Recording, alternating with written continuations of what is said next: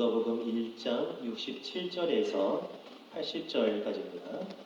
그 부친 사가랴가 성령의 충만함을 받아 예언하여 이르되 찬송하리로다. 주 이스라엘의 하나님이여 그 백성을 돌보사 속량하시며 우리를 위하여 구원의 뿔을 그 종 다윗의 집에 일으키셨으니 이것은 주께서 예로부터 거룩한 선지자의 입으로 말씀하신 바와 같이 우리 원수에게서와 우리를 미워하는 모든 자의 손에서 구원하시는 일이라. 우리 조상을 긍휼히 여기시며 그 거룩한 언약을 기억하셨으니 곧 우리 조상 아브라함에게 하신 맹세라. 우리가 원수의 손에서 건지심을 받고 종신토록 주의 앞에서 성결과 의로 두려움이 없이 섬기게 하리라 하셨도다. 이하여 내가 지극히 높으신 이의 선지자로 일컬음을 받고 주 앞에 앞서가서 그 길을 준비하여 주의 백성에게 그 죄 사함으로 말미암는 구원을 알게 하리니 이는 우리 하나님의 긍휼로 인함이라. 이로써 돋는 해가 위로부터 우리에게 임하여 어둠과 죽음의 그늘에 앉은 자에게 비치고 우리 발을 평강의 길로 인도하시리로다 하니라. 아이가 자라며 심령이 강하여지며 이스라엘에게 나타나는 날까지 빈들에 있으니라. 아멘. 오늘 성결과 의로 하나님을 섬김, 성결과 의로 하나님을 섬김이라는 제목으로 말씀을 나누겠습니다. 엘리사벳이 아이를 갖게 되었습니다. 아이를 절대 가질 수 없는 몸이었어요. 그리고 남편 사가랴도 나이가 너무 많아가지고 더 이상 이제 아기를 갖기 너무나 힘든 그런 상황이었습니다. 근데 하나님께서 말씀하신 대로 아이를 갖게 된 거예요. 그래서 배가 막 굴러오기 시작합니다. 할머니가 다 됐는데, 진작에 할머니가 됐는데 우리 권사님 중에 갑자기 막 그래. 그럼 얼마나 남산스럽죠. 그렇죠? 부끄럽기도 하고. 근데 엘리사벳은 너무너무 기쁜 거예요. 일평생 아이 한 번도 갖지 못한 채 살아왔다가 이제 죽기 직전인데 세상에 하나님이 약속대로 기적의 아들이 내 뱃속에서 막 자라고 있는 거죠. 그래가지고 이 아들이 태어났습니다. 태어나서 이름을 지어야 되잖아요. 이름을 짓는데 그 당시에는 아버지나 할아버지나 자기 조상들 중에 이름을 따가지고 계속해서 자녀들에게 줬다고 해요. 그래서 무슨 이름을 지을까라고 고민할 때 엘리사벳 엄마가 요한이라고 지읍시다라고 하는 거예요. 그러니까 친척들이 아니 우리 가문 중에 요한이라 이름한 사람이 없는데? 그래가지고 엄마는 안 되겠고 아빠 사가랴한테 갔어요. 근데 사가랴는 말을 못하고 있어요 지금. 왜죠? 하나님께서 아들 주신다고 했는데 믿지를 못하는 거예요. 그래? 너 믿지 못하면 아들 낳을 때까지 너 아무 말도 못할 거야. 하나님 입을 딱 닫아버리셨어요. 그래가지고 사가랴한테 칠판을 갖다 주고 쓸 수 있는 먹을 갖다 주고 그래서 한번 이름을 한번 지어보라고 한 거예요. 근데 세상에 사가랴도 요한이라고 쓴 거예요. 아빠도. 그때 입이 쫙 열리기 시작한 거예요. 10개월 동안 아무 말도 할 수 없었다. 정말 이 답답한 심정. 근데 눈에 보기에는 지금 자기 안에 배가 뭐 불러오고 있거든요. 하나님 말씀하신 대로. 얼마나 이걸 말하고 싶었을까요? 10개월을 참았습니다. 근데 요한이라고 이름을 딱 쓰자마자 입이 쫙 풀리는 거예요. 그러면서 이제 말을 하기 시작하는 거죠. 어떤 말을 합니까? 하나님을 찬송하면서 예언을 하는데 68절이에요. 찬송하리로다. 첫 마디가 이겁니다. 첫 마디. 하나님을 내가 찬송합니다. 왜요? 너무 놀라우신 분이거든요.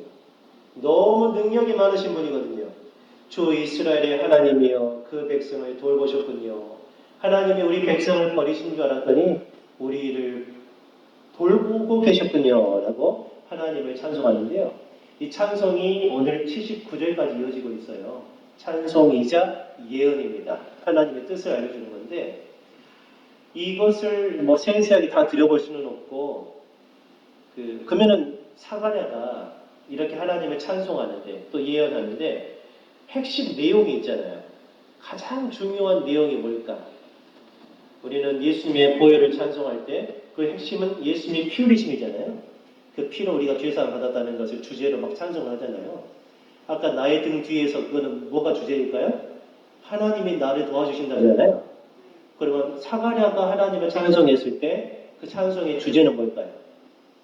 그 찬송의 주제는 따라서 해봅니다. 구원.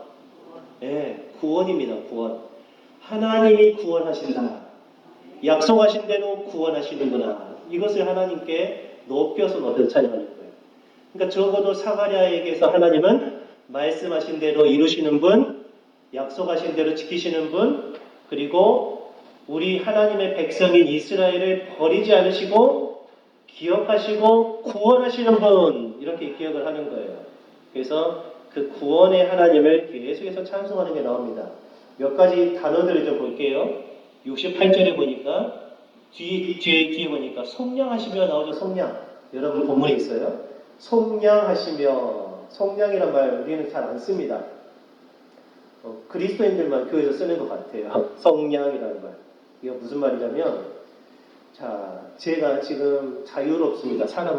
저는 제 주인은 이 세상에 없어요. 그렇죠? 근데 제가 만약에 살다가 옛날 조선시대로 생각해보죠. 살다가 먹을 것이 없어 돈도 없고 그래가지고 돈 다 빚졌는데 그 돈도 갚을 수가 없습니다. 그럼 어떻게 해야 되죠? 그 돈을 갚긴 갚아야 되는데 뭘로 갚죠? 내 몸으로 갚겠죠? 예, 제가 당신 집에 가서 열심히 일을 해드리겠습니다 하고 열심히 가서 일을 합니다. 얼마나 힘들까요? 그렇죠? 근데 어떤 사람이 더 돈 많은 사람이 나를 불쌍히 여긴 거예요. 그래가지고 나한테 자유로움을 주고 싶은 거예요. 저한테 찾아와가지고 돈 얼마나 빚졌습니까? 물어봐요. 예, 100만 원 빚졌습니다. 아, 그거 내가 갚아줄게요. 그래서 100만 원을 그 사람한테 줘버린 거예요. 그럼 어떻게 되죠? 제가 그 다음 날에도 그 돈 빌린 사람한테 가서 일을 하고 그래야 됩니까? 아니죠. 돈 빌린 사람이 당신 여기로 오세요. 내일도 오세요. 모레도 오세요. 할 수 있습니까? 안 되죠. 벗어났죠. 자유를 다시 되찾았죠. 그거를 이제 속량이라고 말하는 거예요. 돈을 주고 값을 치러서 자유롭게 해주는 거. 예, 그걸 속량이라고 하는 겁니다. 이거 구원입니다. 구원. 자, 또 69절에 우리를 위하여 구원의 뿔을 그랬습니다. 구원의 뿔. 자, 염소가 또는 황소가 뿔이 두 개가 있잖아요. 그 성경에서 말하는 뿔이라고 하는 것은 힘을 가리켜요. 힘. 얼마나 황소가 멋있습니까? 황소인데 뿔이 없다고 생각해 보세요. 얼마나 볼품없어요. 귀여운 강아지처럼 보이잖아요. 근데 뿔이 다 있어요. 얼마나 힘있고 위험이 있는지. 근데 그 큰 능력으로 구원을 베푸신다고 표현한 거예요. 구원의 뿔을 일으키셨다라고. 또 71절에 우리 원수에게서와 우리를 미워하는 모든 자의 손에서 구원하시는 일이라. 구원이라는 단어가 나옵니다. 또 74절에 우리가 원수의 손에서 건지심을 받는다 그랬습니다. 수영을 하지 못한 사람이 물에 빠져 죽어갑니다. 그때 수영 잘하는 사람이 와서 우리를 건져줍니다. 구원받았죠? 예, 구원입니다. 또 77절에도 주의 백성에게 그 죄 사함으로 말미암는 구원이라는 말을 하게 됩니다. 그러니까 사가랴는 지금 처음부터 끝까지 다 구원의 하나님을 찬송하고 있다는 거예요. 아멘. 우리도 우리를 구원하신 하나님을 찬송하시기 바랍니다. 항상 하나님을 찬송하세요. 나를 구원하신 하나님, 나를 위해 피 흘리신 예수님, 나의 죄를 사하신 예수님 꼭 찬송하시기 바랍니다. 근데 이 사가랴의 찬송 가운데 두 사람의 이름이 나와요. 아주 중요한 사람입니다. 누굴까요? 찾아내셨습니까? 그냥 우리 읽느라 사실 바빴죠? 두 사람이 나와요. 두 사람. 첫 번째는 따라서 해볼까요? 다윗왕입니다. 다윗. 68절에서 71절까지는 다윗과 관련됐습니다. 또 72절에서 75절까지는 뭐가 관련됐습니까? 아브라함입니다. 아브라함. 그러니까 다윗과 아브라함이 왜 나왔을까요? 그냥 하나님만 찬송하면 되는데. 왜냐면은 하나님이 사람을 이 세상을 구원하실 때 하나님이 심심한데 한번 구원 한번 해볼까? 그렇게 즉흥적으로 하시지 않아요. 하나님은 옛날부터 더 거슬러 올라가면 아담이 죄를 지은 그때 그리고 나서 여자의 후손을 보내시겠다고 했잖아요. 수요일에 나오신 분 기억나십니까? 여자의 후손이 와서 뱀의 머리를 상하게 할 것이다. 그래서 그 뱀에게 고통당하는 모든 자들이 구원할 거다는 그런 메시지를 주셨어요. 약속이죠, 약속. 그러니까 하나님은 죄 때문에 죽었고 또 죽을 수밖에 없는 사람을 사랑하셔서 구원자를 보내서 건져내겠다는 약속을 하신 거예요.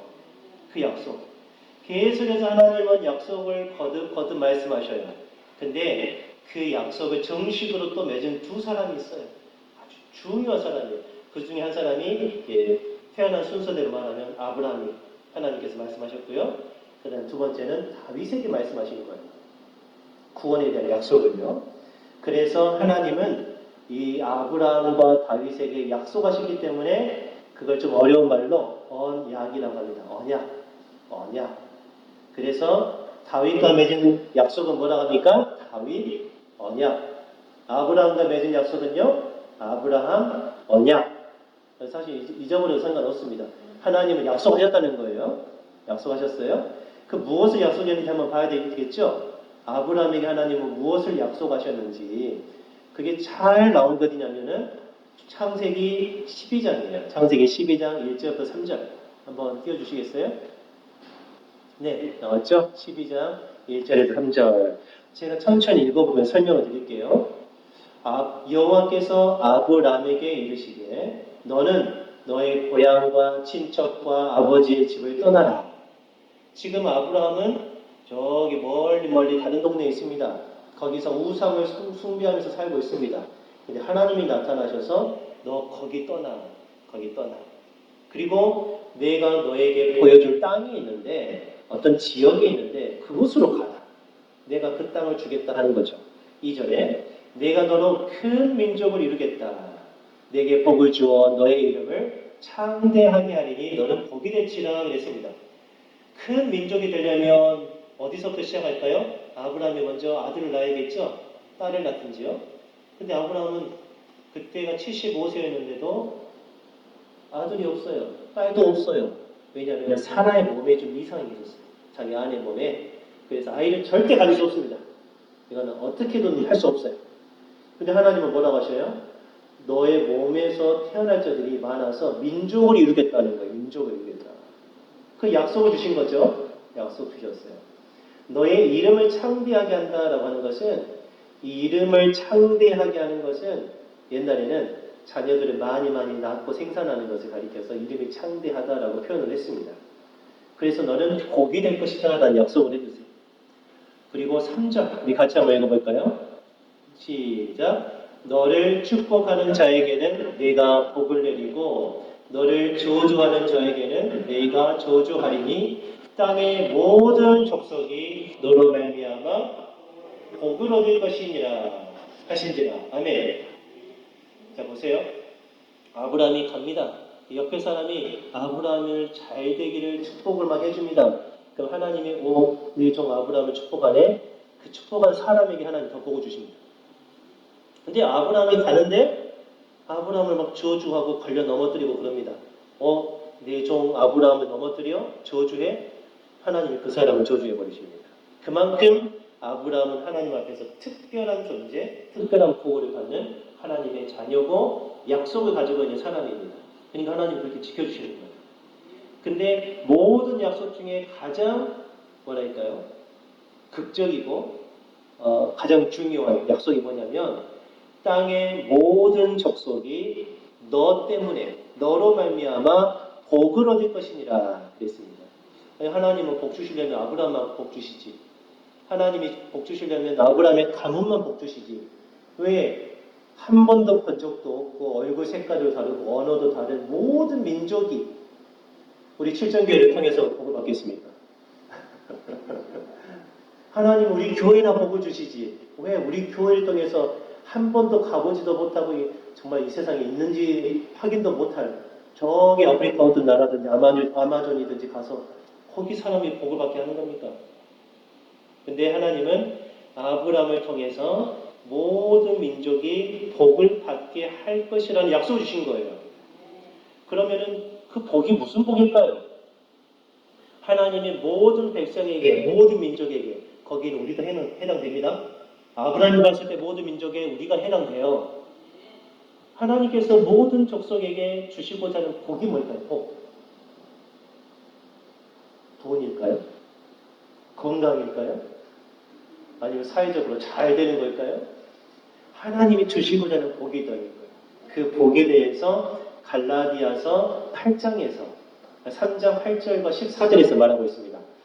8절을 제가 읽을게요. 갈라디아서 3장 8절. 또 하나님이 이방을 믿음으로 말미암아 의로 정하실 것을 성경이 미리 알고 먼저 아브라함에게 복음을 전하되 모든 이방인이 너로 말미암아 복을 받으리라 라고 했습니다. 하나님이 아브라함에게 복음을 전했답니다. 복음. 어떤 복음이요? 이방 사람들이 믿음으로 하나님 앞에서 올바른 사람이라고 인정받는, 그게 복음 아니에요? 우리가 하나님 앞에 어떻게 올바른 사람이라고, 의인이라고 인정받을 수 있겠습니까? 저같이 더러운 죄인. 그렇죠? 나 같은 죄인이 어떻게 거룩하신 하나님 앞에서 너 올바른데? 너 의로운데? 어떻게 그런 칭찬을 받을 수 있겠어요? 제가 어떻게 선한 일을 많이 해야 되겠습니까? 99개의 선한 일을 해도 한 가지 잘못하면 그것 때문에 우리는 죄인이 되는 겁니다. 10가지 계명 중에 9가지 계명은 다 지켜도 한 가지 계명을 잘 어기면은 다 어긴 거예요. 하나님의 법을. 그런데 어떻게 우리가 하나님 앞에서 올바른 사람이 될 수 있겠어요? 그래서 하나님은 믿어라 하신 거죠. 믿기만 하면 된다. 내가 구원자를 보낼 텐데 그 구원자를 믿으면 내가 너를 의롭다고 여겨주마. 내가 너를 하나님의 백성, 나의 백성으로 삼아주마라고 약속하신 거예요. 그것을 하나님께서 아브라함에게 약속하셨다는 거예요. 그게 하나님이 모든 족속에게 주시고 싶은 복입니다. 다시 말하면 우리에게 주시고 싶은 복이란 말이에요. 우리에게 주시고자 하는 복. 믿어라 그러면 하나님 앞에 올바로 설 것이다 하는 거죠. 14절 같이 한번 읽어봅니다. 시작. 이는 그리스도 예수 안에서 아브라함의 복이 이방인에게 미치게 하고 또 우리로 하여금 믿음으로 말미암아 성령의 약속을 받게 하려 함이라. 아멘. 그리스도 예수님 안에서 아브라함이 받은 복을 나도 받고 너도 받고 다 나도 받게 된다는 거죠. 근데 예수님 안에서요. 예수님 밖에는 그런 복이 없어요. 하나님은 예수님 안에 머물러 있는 사람들에게 아브라함에게 주셨던 복을 주겠다라고 약속하셨어요. 근데 그 복을 오늘 또 다른 식으로 말하고 있는데 성령을 주시겠다 하신 거죠. 여러분, 이 세상에서 가장 좋은 선물은 성령을 주신 겁니다. 오늘 오전에는 누가 내 안에 계신다고요? 하나님의 아들 예수께서 계신다고 했어요. 근데 오늘 성경에서는 뭘 주신다고요? 성령을 주시겠다는 거예요. 성령이 어디 계실까요? 제 손바닥 위에 계실까요? 아니면 제 머리 위에 계실까요? 아니면 제 어깨 위에 이렇게 딱 걸터 앉아 계시나요? 아니에요. 우리 속에 들어오시는 거예요. 세상에. 하나님이 우리 속에 들어와요. 하나님이 들어와요. 그래서 그걸 가리켜서 구원받았다라고 말합니다. 구원받은 것은 하나님이 내 속에 들어오시니까 구원받은 겁니다. 네, 너무 감사한 거 아니겠어요? 그래서 우리가 어딜 가든지 하나님이 나와 함께 하시는 거예요. 내 안에 계시니까요. 혼자 길을 갈 때도 하나님 계시는 거예요. 혼자 집에 사실 때, 울적하실 때 계시죠? 하나님이 여러분 안에 계셔요. 하나님이 여러분 안에 계셔요. 얼마나 큰 복입니까? 자, 정리해 보겠습니다. 아브라함에게 주신 약속은 뭐냐면은 구원의 복을 주리라. 따라서 합니다. 구원의 복을 주리라. 예, 구원의 복을 주리라. 그래서 사가랴는 자기 아들 요한이 태어났을 때 하나님이 이제 구원의 그 약속을 이루시는구나 라는 거 확신하고 하나님께서 과거에 아브라함에게 약속하셨던 그 구원의 복을 이제 우리에게 주시는구나 라고 감사하며 찬송했던 거예요. 그 다음에 또 하나 다윗이 있었죠. 성경을 읽지는 않겠습니다.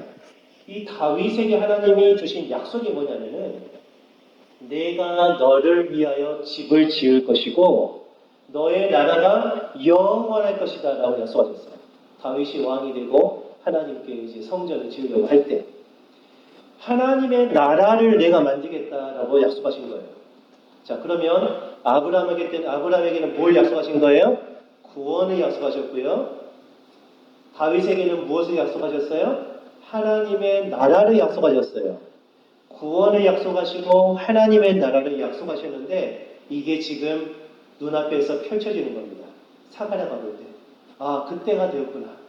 하나님이 말씀하신 구원, 하나님이 다윗에게 약속하신 하나님의 나라를 내 눈으로 보겠구나. 여러분 그러면 하나님을 찬송하지 않겠습니까? 그렇죠? 내 눈앞에서 하나님의 나라가 펼쳐진단 말이에요. 내 눈에서 구원이 막 흘러 넘친단 말이에요. 구원의 은혜가. 그걸 보고 기뻐하지 않는 사람이 어디 있습니까? 근데 더 영광스러운 것은 세상에 자기 아들이 요한이 예수님이 오시는 길을 다 닦는 길잡이 역할을 한다니까 얼마나 더 위대합니까? 그래서 제가 제 아들의 이름을 도준이라고 지었습니다. 왜요? 제일 영광스러운 일이거든요. 예수님이 다시 오시는 길을 준비하는 사람. 그래서 길도자에 준비할 준을 썼습니다. 이게 도준이에요. 도준. 가장 위대한 일입니다. 내 몸에서 태어날 아들이, 딸이 예수님이 오시는데 거리낌이 없도록 길을 준비한다는 얼마나 영광스럽습니까? 그래서 지금 사가랴는 성령 충만한 가운데 기뻐하면서 하나님을 찬송하고 있습니다. 구원의 하나님, 하나님 나라의 왕을 찬송하고 있다는 그 말입니다. 자, 근데요, 하나만 더 살펴볼게요. 오늘 제목이 뭐냐면은 성결과 의로 하나님을 섬긴다 그랬습니다. 성결이라고 하는 것은 거룩하고 깨끗한 거예요. 깨끗한 거. 뭐가 깨끗하냐면 옷이 깨끗한 게 아니고요. 아무리 깨끗한 옷을 입어도 하나님 우리 예배 안 받으십니다. 그렇다고 더러운 옷을 입으란 말은 아닙니다. 옷을 아무리 빨아도 하나님은 너 성결하구나 거룩하구나 그러지 않으세요. 성결이라고 하는 것은 네 마음속에서 일어나는 겁니다. 의라고 하는 것은 하나님이 보실 때 올바른 거예요. 그게 의예요. 이렇게 거룩하고 깨끗하고 올바르게 하나님을 섬기는 것이 구원받은 사람 그리고 하나님 나라의 백성이 된 사람에게 정말 중요하다는 겁니다. 우리는 하나님을 섬길 때 그냥 대충 섬기는 게 아닙니다. 하나님은 거룩하시기 때문에 더러운 자가 더러운 상태에서 하나님을 예배하는 거 그거 받지 않으십니다. 그래서 예배에 올 때는 항상 무엇을 해야 되냐면은 내 더러움을 씻는 것을 해야 됩니다. 내 죄를 어떻게 씻을 수 있습니까? 회개밖에는 답이 없어요.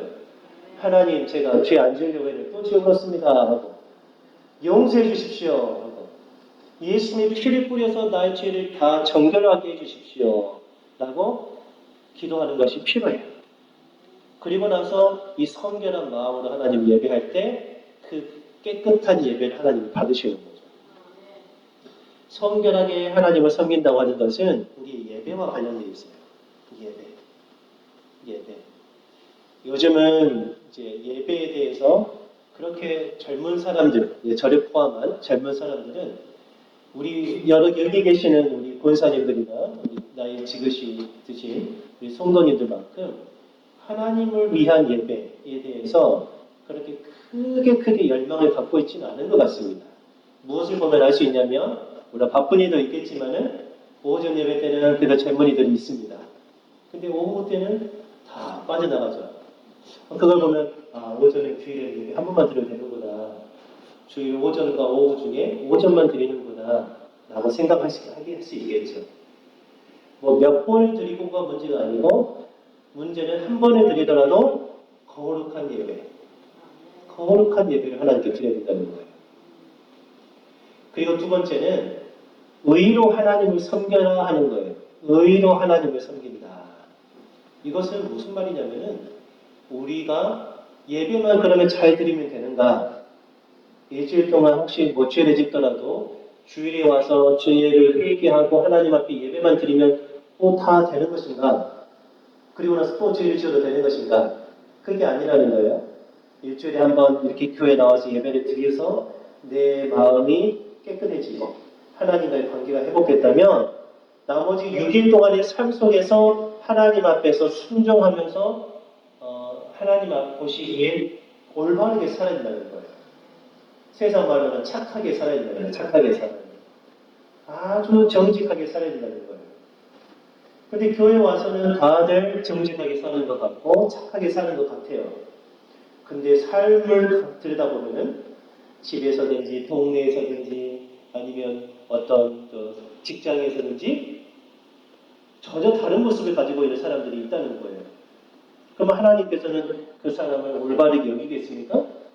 아니죠. 아니죠. 교회에서 거룩한 예배를 드린 것처럼 삶에서도 좀 올바르게 살아야 되지 않겠느냐 하는 거죠. 그래서 하나님은 우리의 신앙도 거룩하고 우리의 삶도 깨끗하고 정직하고 올바르기를 원하시는 거예요. 이게 하나님께서 우리를 구원하신 목적입니다. 우리 출애굽기 8장 1절 한번 볼까요? 하나님이 우리를 구원하신 목적이 있습니다. 시작. 여호와께서 모세에게 이르시되 너는 바로에게 가서 그에게 이르기를 여호와의 말씀에 내 백성을 보내라 그들이 나를 섬길 것이니라. 아멘.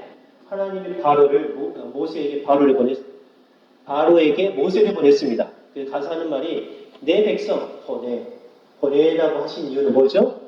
그들이 나를 섬겨야 된다. 섬긴다는 것은 뭐겠습니까? 하나님이 예배하고 하나님 보시기에 똑바로 사는 사람이 되어야 된다는 거예요.